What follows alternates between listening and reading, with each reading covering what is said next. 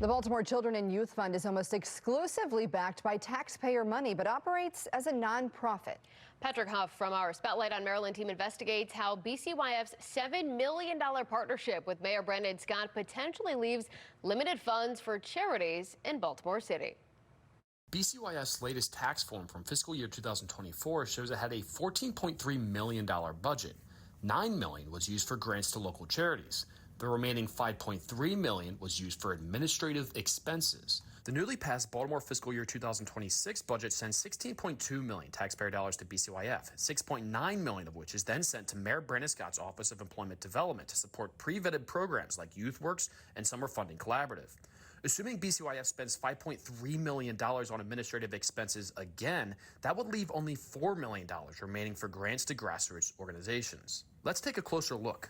BCYF used $5.3 million in fiscal year 24 to manage $9 million in grants.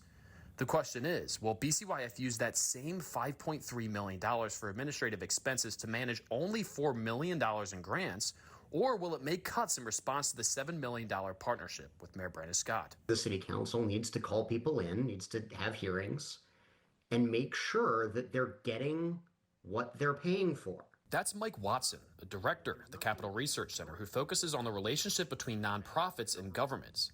He said BCYF may need to cut its expenses to adjust for its $7 million sent to the mayor's office. If part of their work that they were paying, especially outside people for, that's now being taken on by the mayor's office, they should let the mayor's office do that job and not spend quite so much on the thing that the mayor's office is now doing. BCYF did not respond to the following questions. Do you plan to cut administrative expenses after giving nearly $7 million to Mayor Scott's office? How much of BCYF's money will be left this year for grants to grassroots organizations? Is there a limit for how much BCYF grantees can use for administrative expenses? How much do the grantees typically spend on overhead? A spokesman for Mayor Scott's office emailed a statement to Spotlight on Maryland claiming, quote, BCYF and their grantees' spending is already fully transparent, pointing to publicly available information about BCYF's administrative expenses. However, this public information from BCYF's latest tax form is only for finances through June of last year, and it includes limited information about what exactly the administrative expenses are used for. Plus, BCYF is not required to conduct regular performance audits like city agencies, despite being funded almost entirely by taxpayer dollars. We asked each member of the Baltimore City Council the following questions. Do you support full transparency of how taxpayer dollars are spent by BCYF and its grantees? How many BCYF grantees are in your district? Will they lose funding due to BCYF's $7 million partnership with Mayor Scott's office?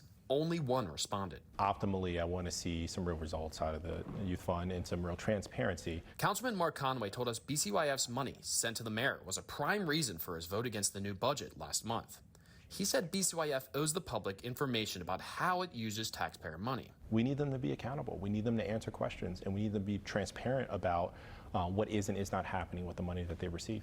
Spotlight on Maryland previously reported on how BCYF spent hundreds of thousands of dollars on trips for its employees and community leaders to Alabama, Missouri, and New Orleans, with specific expenses such as $3,600 for 3 yoga sessions and 1 short breathing exercise. Bernice Thayer, BCYF's former vice president of finance, told Spotlight on Maryland earlier this year that she was fired shortly after sharing the organization's line-by-line expenditures with the mayor's office.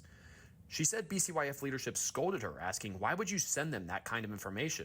Why would you give them that at a level of detail?